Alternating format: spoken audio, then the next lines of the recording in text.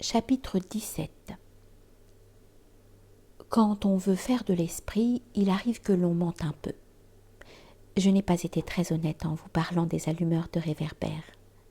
Je risque de donner une fausse idée de notre planète à ceux qui ne la connaissent pas. Les hommes occupent très peu de place sur la Terre. Si les 2 milliards d'habitants qui peuplent la Terre se tenaient debout et un peu serrés, comme pour un meeting, ils logeraient aisément sur une place publique de 20 000 de long sur 20 000 de large.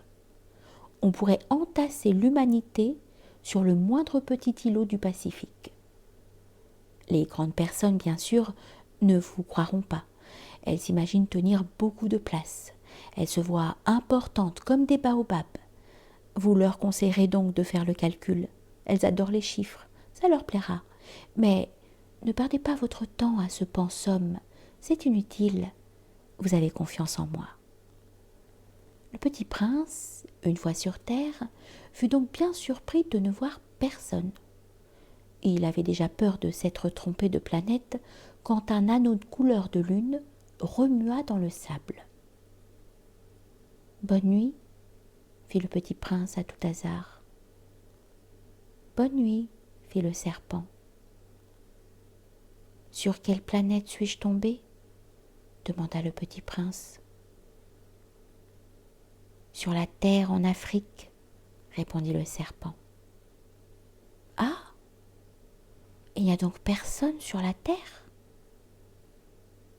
Ici, c'est le désert. Il n'y a personne dans les déserts. La terre est grande, dit le serpent.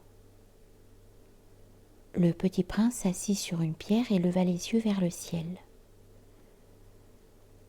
Je me demande si les étoiles sont éclairées afin que chacun puisse un jour retrouver la sienne. Regarde ma planète, elle est juste au-dessus de nous. Mais comme elle est loin. Elle est belle, dit le serpent. Que viens-tu faire ici ? J'ai des difficultés avec une fleur, dit le petit prince. Ah, fit le serpent, et ils se turent. Où sont les hommes ? Reprit enfin le petit prince.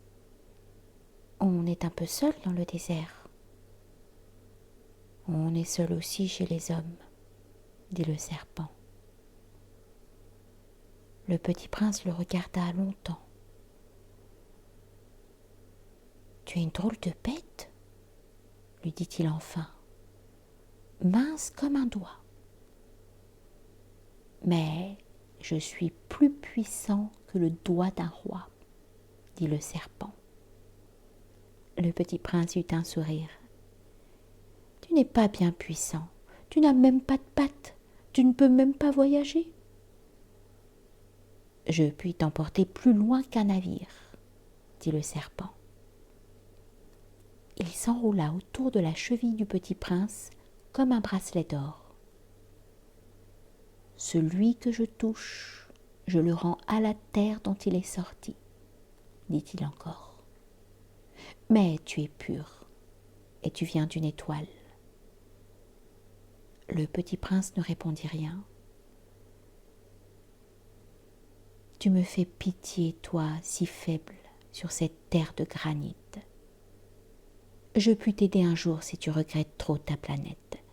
Je puis... Oh, j'ai très bien compris, fit le petit prince.